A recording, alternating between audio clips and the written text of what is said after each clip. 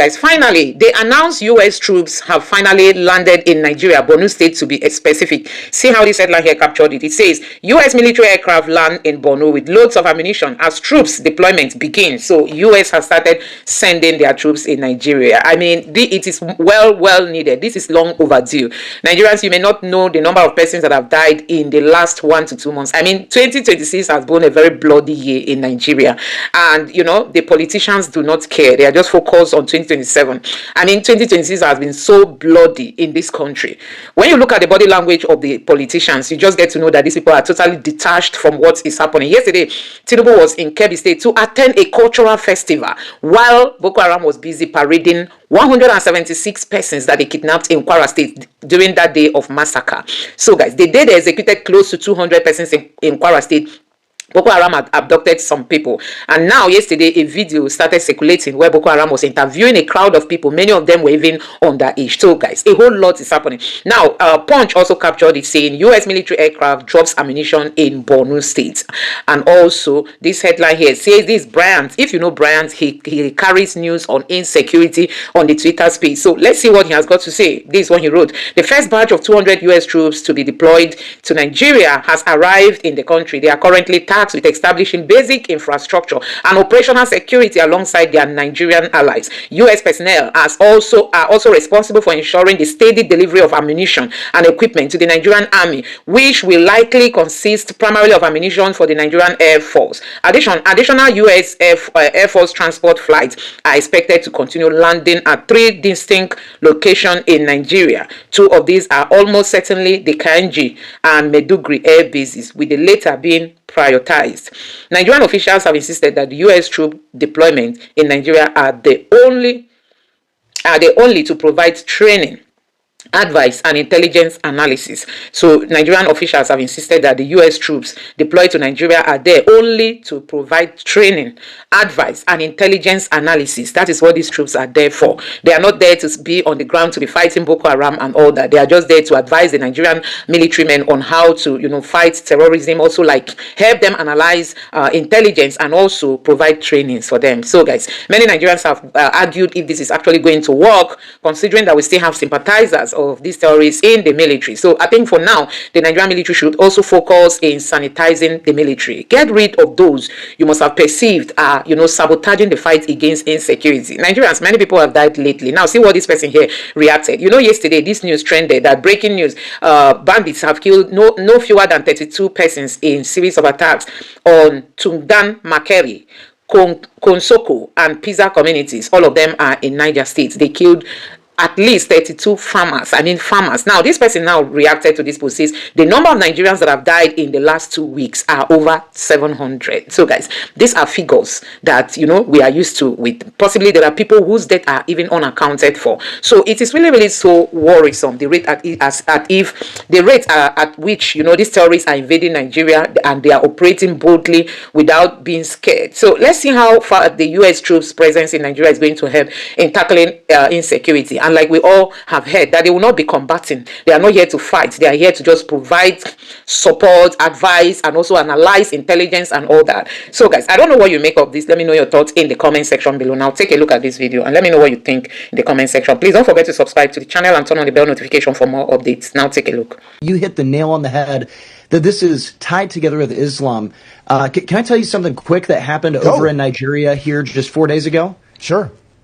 Yeah, so over in Kwara, just west of Abuja there, the western edge of the Middle Belt. In fact, some are really saying it's southern Nigeria. Okay, so this is where there's not supposed to be attacks happening. The Islamists came in, the jihadists came down, and they put out pamphlets saying, "Come hear us preach, come hear us preach." And so people came out and heard them preach. And at the end of this message that they gave, they said, "Do you agree with it?" And of course, there were several Christians, of course, who said no. And then there were also apathetic Muslims who said no. And they just took their guns out and started firing and killing them. 170 dead in the streets of Kwara in Nigeria right there. This is exactly what is consistent with Islam and teaching right there in Surah chapter 9. I mean, this is the face of Islam, unfortunately. Ordinarily, insecurity represents the biggest threat to the citizen and the state. and you do not allow insecurity to grow and develop on the scale that it did. We have tolerated threats to the lives of citizens and their properties and the peace of this country for too long, principally because I think the quality of leadership we have enjoyed since perhaps going back to 2007, 2008 has declined. If you don't have good leaders, they don't have the capacity to detect threats, they don't have the capacity to mobilize reactions against that threat, they don't have the capacity to think through and see whether the threat is actually a cause or a symptom of a problem. And so we've tolerated too many things, and when you tolerate a threat, it develops and grows, and it mutates, and it becomes something else. It's not just the northern part of the country. Let me remind you that as far back as about maybe 12 years, 13 years, the southeast has been literally no man's territory. We have allowed the citizens there to live under all sorts of threats and intimidation. This stay-at-home thing has been in existence in the southeast for close to a decade. Where has been the Nigerian government? Look at the northern part of the country. The Umaru Yar'Adua ordered shoot at sight in 2009. In 2009, during the uprising, Muhammad Yusuf's people, days of rioting, killings in Maiduguri, the military asked the president to approve shoot at sight, and he did. And Muhammad Yusuf was arrested. He was the then leader of Boko Haram. He was arrested, interrogated by the military, arrested by the military, interrogated by the military. They got all the information they needed, handed him over to the police, which promptly just shot him. Videoed the shooting and shot him, and along with other people. His people ran away. Extrajudicial killing, more or less. His people ran away, went underground. Now you would think a leadership that is thinking would follow these people. Said, how come Muhammad Yusuf's people, they all disappeared? They went underground. Apparently they underwent more thorough training, more deeper indoctrination, and they became hardened, and they became armed. Until that time, they weren't armed. And they came back to Nigerian state to fight the Nigerian state. President Obasanjo and Senator Shehu Sani visited them on their own, obviously with, I'm sure, the knowledge and the support of President Jonathan. They engaged some of the leaders of Boko Haram in Maiduguri, and they asked what they wanted in order to stop this. If my memory is correct, they gave them 4 conditions. Prosecute the people who shot our leader, Muhammad Yusuf, extrajudicially. And at that time, they had been arrested. They were here in Kuje, in Abuja. Everybody knew them. They were policemen. Rebuild the markers. That was his home in Maiduguri, which had been demolished and turned into a toilet in the middle of Maiduguri. Stop harassing our families, our wives and our children, and leave us alone. We just want to preach, and we don't want to fight. 4 conditions. The administration didn't believe that those were all these people were fighting for. Down the road, a year after, President Jonathan set up a huge committee, of which I was a member, called it the Presidential Committee on Dialogue with Boko Haram, and told us, go after these people, sit with them, and resolve this problem. Just think, one side in a conflict sets up his own team, sends that team to go and meet the enemy, and says, ask the enemy what they want, and solve this problem. For what it was worth, we went. Very powerful committee. And we spent a lot of time just trying to engage these people. Eventually, what we were able to establish from them were the same 4 things that they told President Obasanjo, former President Obasanjo, about 2 or 3 years later. Prosecute Muhammad Yusuf. As at the time that we were in that committee, these people were still in prison here. Rebuild the markers. The markers had not been rebuilt. Release our wives and children that you are detaining in police stations. As the time the committee was working, if you remember, between 2012, 13, 14, 15, were the high points at all the bombings here in Abuja, all over the country. So you had a leadership with a very poor reading of the situation, and quite possibly some level of corruption, because there were people who were making money from this. You had an ineffective appreciation of what the problem was. And it grew from Boko Haram. People saw an avenue. Nigerian state is weak. This is the Nigeria that would go to another people's country and solve their problem. Sierra Leone, Yes, we sent Gambia, all of those troops. places. We sent troops to those Liberia and all of countries, those put out their Keep fire peace. and come back. Yes. And yet you had a ragtag army that had transformed into a virtual real threat. It was taking over huge parts of Yobe, Borno, Adamawa, Taraba. And from then on, when you open the window, all sorts of threats come in. So, as I said, it's a combination of all three. You have poor leadership. You have a state that has become so weak because corruption has eaten it up, including corruption that affects your fighting capacity. And the collapse of quality in the people who are leading Nigeria, both in the north and in the south, continued. As we speak today, if you ask a northerner who has some knowledge, who is the leader in the north? Who? In constitutional terms, they'll tell you it's the vice president, Kashim Shettima. Yes. But what does Kashim Shettima do under this administration? I respect the man a lot, but in effect, very little. Not just him. No vice president really does much, unless the president tells him.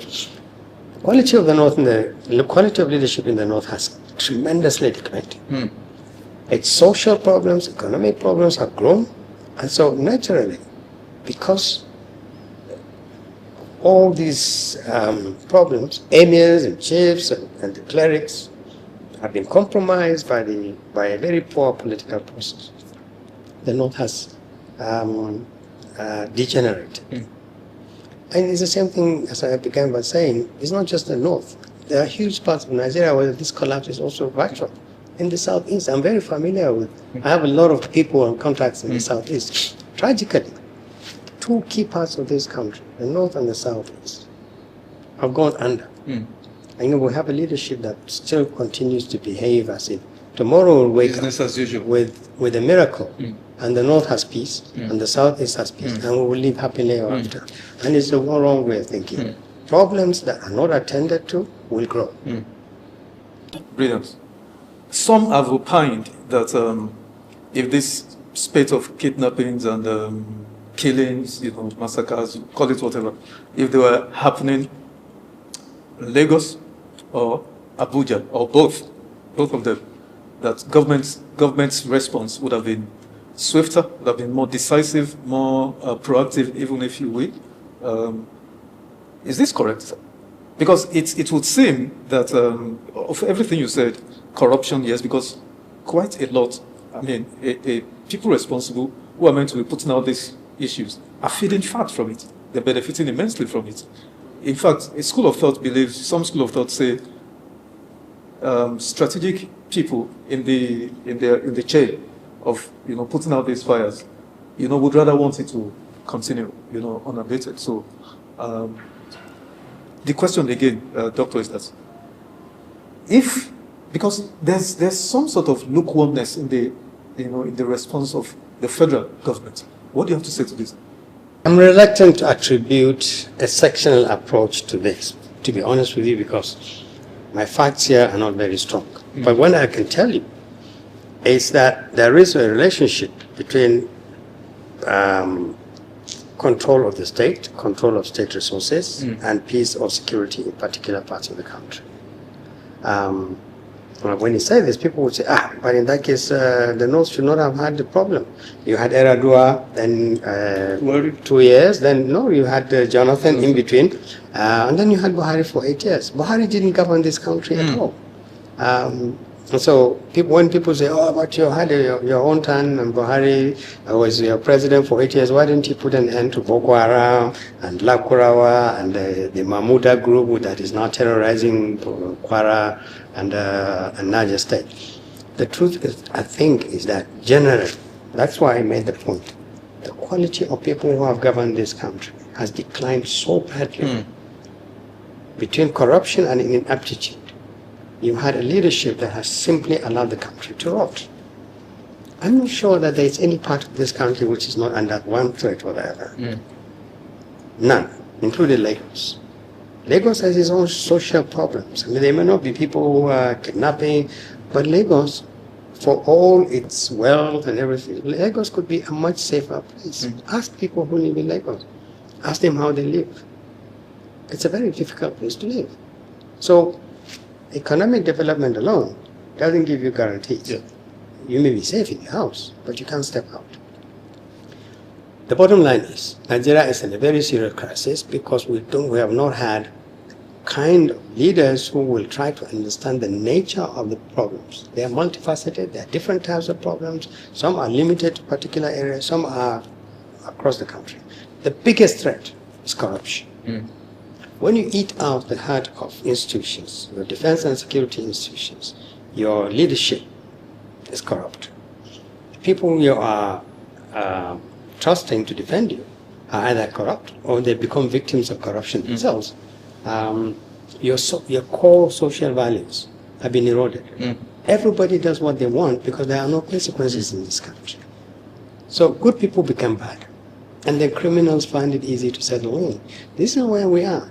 And there doesn't appear to be anybody who is looking at Nigeria and saying, what will this country be in 10 years' time? If we continue on this trajectory, what would our children be like in the next 10 to 15 years? Would they have a country to live in?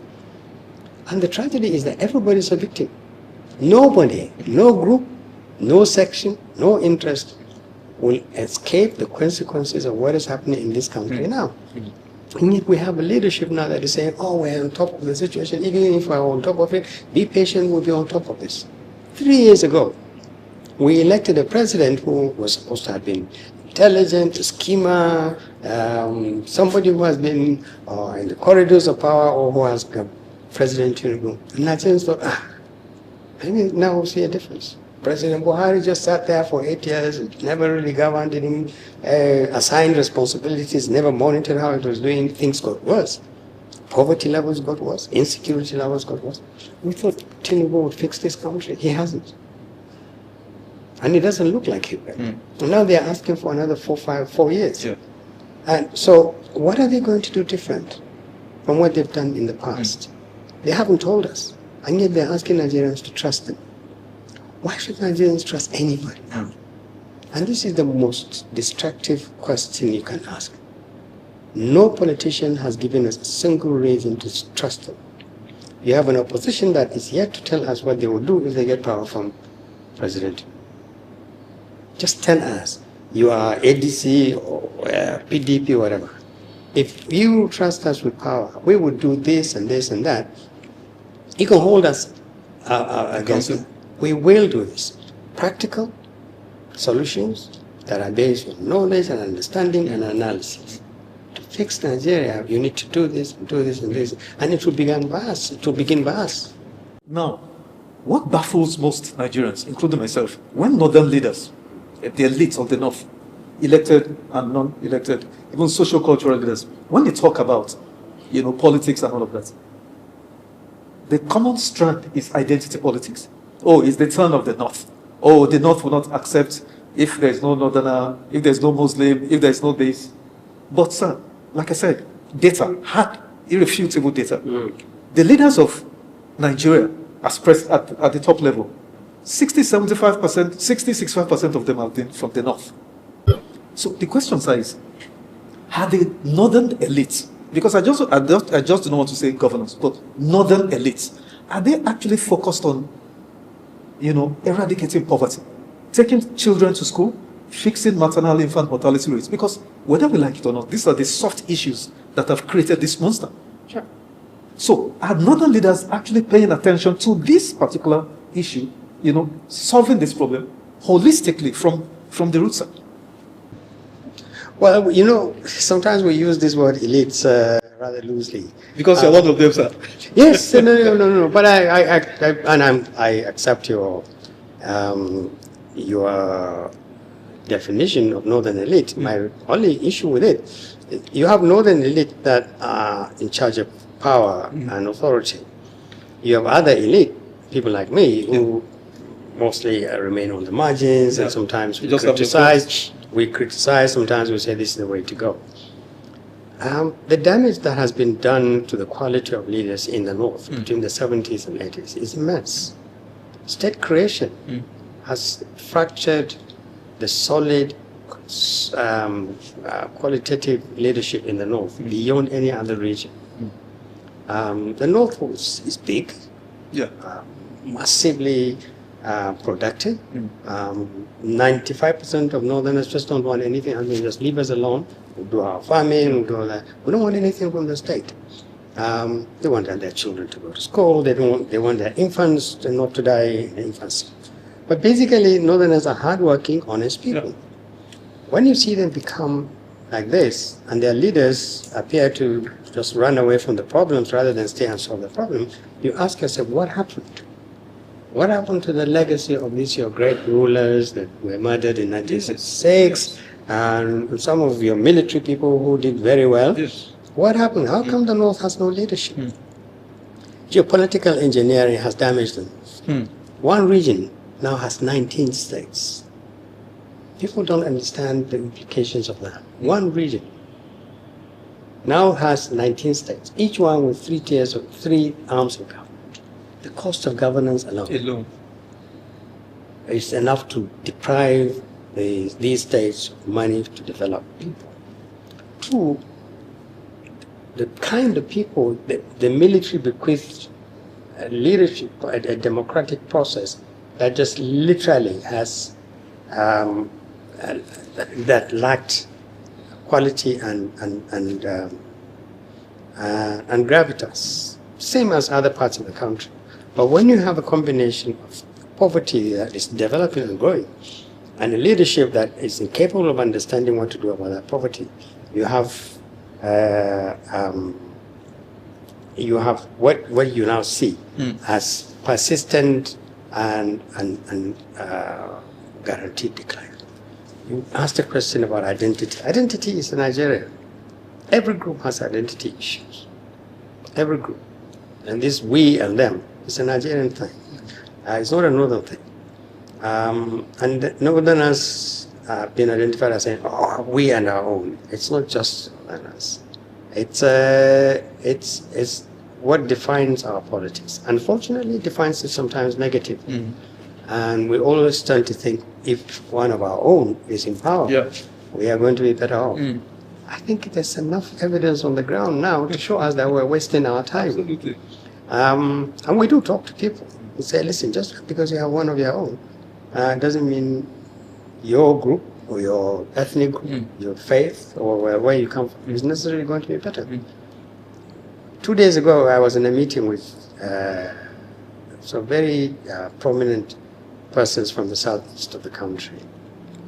And during lunch, I reminded one of them who was saying, oh, you Northerners, everything is about you. You don't criticize your own people. You like it. And I reminded him, in 2009, the group of which I was a spokesman, Northern Elders Forum, engineered a collaboration here in Abuja with Fenifere, Pandef, and Arrivesin, another group.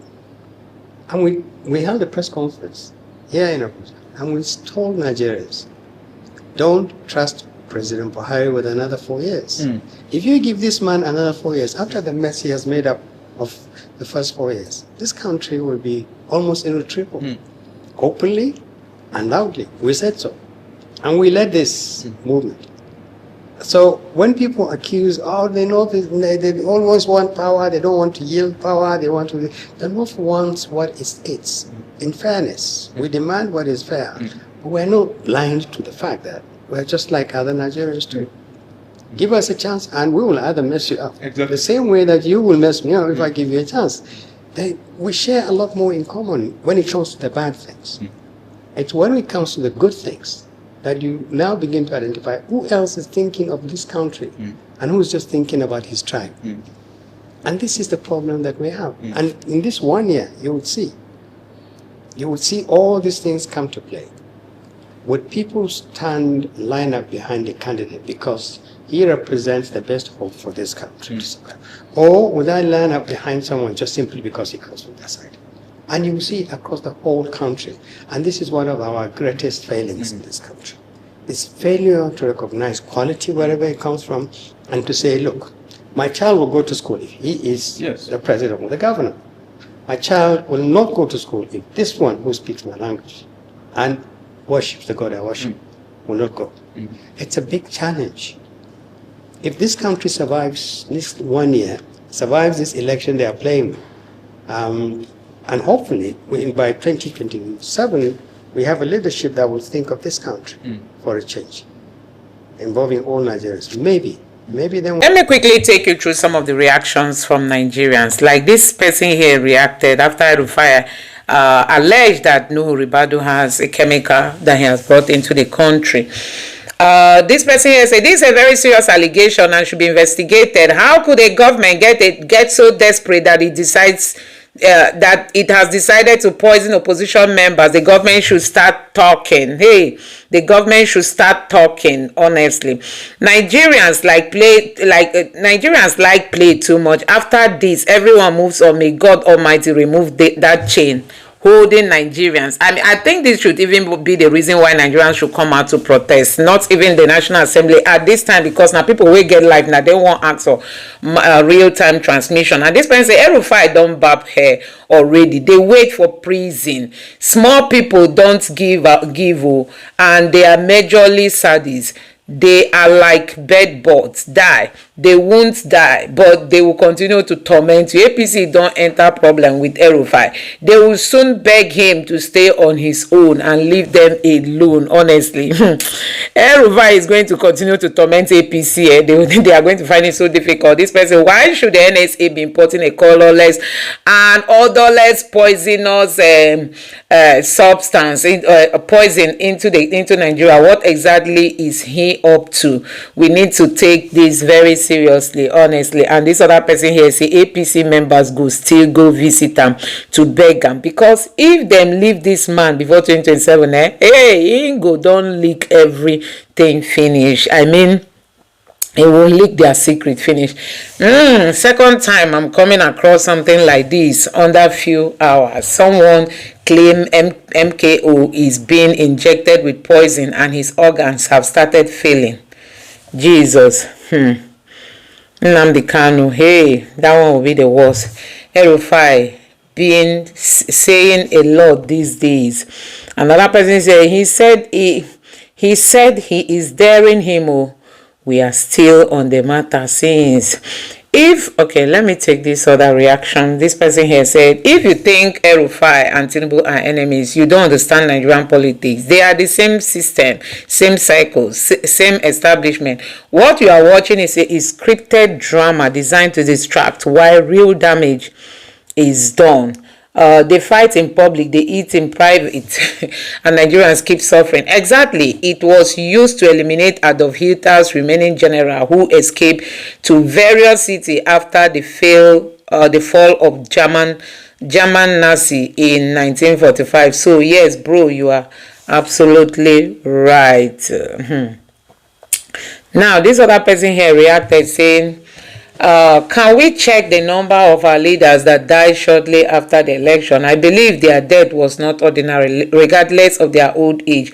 Payo Adebanjo, Iwanyanwu, and Chukwuemeka Ezife comes to mind. Hey, especially Iwanyanwu's own was really, really so, sudden. And this one say, what if Ribadu wanted to eliminate the president so the Fulani Shetima can take over? When the president dies, we will all say the man has been sick, not suspecting the imported poison slowly killed him. Hey, this one now, whoa. And this other person here said, make them start to the TU Ashmiri. Now that one concern me, cause me, I know Kuku trust Martina bottle before Abi. No be this man go Chatham's house, go defend Tinubu that year. Honestly, politics in Nigeria can be so dirty. Political opponents or a larger tribe. I don't think you guys have digested the obviously planned evil yet. Every day I regret being a Nigerian. Hey, please don't regret. They are all birds of same feather. They are flocking away in the view of everyone. We don't know what's happening behind closed doors. Interesting times ahead. I said that El-Rufai knows how they work because they were once partners. And this person here says El-Rufai is just playing snake. They are using him to put commotion. We should not play by their rules this time. Are you sure it's not for those coming in to fight insurgents? Something in me keeps saying all these recent revelations are all scripted. I don't believe, I don't believe one bit. Even the Americans who are in Nigeria too, the American troops sent to Nigeria should be very worried about this kind of news, honestly. Just the way he accused Jonathan of getting sniper to kill APC chairman in 2015, he should go and sleep. Clown, dwarf that can't stay out of politics. This person, there was a tap to make calls that these calls good they fear Ribadu. Another person here say this is a very serious matter. Everyone should be on high alert. They shouldn't be taken lightly. If they balked his phone, they know a lot. This is a serious accusation and should be taken seriously. PO has to be very careful. The week wey go sweet now. On Sunday we go take no. It's gonna be a long week and month for this one. Maybe they should do it poison for poison. Make all of them go sit down, Jerry. So guys, it's really, really pathetic, this kind of news. Hey, Nigerian politics is becoming toxic. I'm like, I don't even want to be covering news again on Nigeria, because how long is one going to just keep talking about bad things, nothing new? Hey, God. Look at Tinubu taking over as president. No good news. Tinubu has nothing to campaign with. He has now resorted to hiring people. Hey, God. Presidential election held on separate day is a big red flag. Presidential elections held on separate. Beavers can fail on that day because both work on the National Assembly gubernatorial election day. All election on the same day saves money for a poor country. Time to demand same day election for INEC. Occupy INEC. That was when the music was blues. Now it turned apala. So guys, I don't know what you make of this. These are reactions from Nigerians considering the fact that El-Rufai has come out to accuse Ribadu of bringing in chemical substances. The question remains, who does Ribadu wants to kill with odorless and colorless substance that Ribadu is being accused to have acquired. So guys, a whole lot is happening. Anyway, now Chief Maxwell, a young lawyer who is also an obedient, he posted, let me read out what he said here. I go through all of these so that you won't have to the one who sacrificed everything so I could have everything, the one who taught me about life, business, and everything in between. Without an academic background, he gave me wings to be a lawyer. Happy birthday, Dad. Maazi Ezekin Senokoma, mid-70s. Sure looks good on your chap. So, okay, Maxwell, who is an obedient lawyer, is just talking about his father for all his support, guys. This is amazing to see. Now, let me check out more headlines and give you updates. Southeast City movement. Hey, Obi Kubana and Kubana chief priest, they don't suffer. Nigerians have gone all hard on them. Nigerians have gone all hard on them. Now, this person here said, hey, breaking. What do you know about the alleged poison imported to Nigeria by a man who is supposed to protect us? Hey, thallium sulfate, worth of 10 kilogram worth of quantity into Nigeria. Banned in so many countries. NAFDAC. NAFDAC. Just watch and listen. Now, obedient movement, beware of getting closer to these people. Be very, very way of getting closer to these people, guys. This is really so sad, eh? Poison go be billionaire, come still be errand boy. Person go be billionaire, come still be errand boy. Errandionaire in my book. So I wanted to thank those of you out there daily fighting for the restoration of Nigeria. The skies looks down and foreboding, but you are still out there dug in fighting. Your cause and abuse have lost friends and businesses. Still you believe. Thank you for your sacrifice. So guys, these are some of the reactions from Nigerians as regards to all what is happening. Breaking news: the ADC chairmanship candidate Dr. Moth paid visit to Ekwa Church Gaki today, where he received heartfelt prayers and blessings from the pastor. The congregation warmly welcomed him, expressing great joy and enthusiasm during his visit. Okay, he visited Ekwa Church in what is it called? Sorry, in Abuja. Now, there are so many to talk about. Malami News: a total number of voters Bola Tinubu will get in 2027 will tell us the total number of mad people we have in Nigeria. Okay, well, let's see. Nigeria decides. So guys, there are a lot of things happening now in Nigeria. Now, we helped them to start done, but they paid us back with ingratitude. They are ungrateful. Arrivesin calls out Tinubu in the new song from his supporters. So guys, Arrivesin was seen with his supporters in Lagos singing that they supported Tinubu, but now no more. A whole lot is happening, guys. Let's see how all this is going to play out come next election. Peter Obi and some obedient family members in Akwa Ibom yesterday celebrated Valentine, visiting an obedient whose father has died. Yes, Peter Obi was also denied the privilege to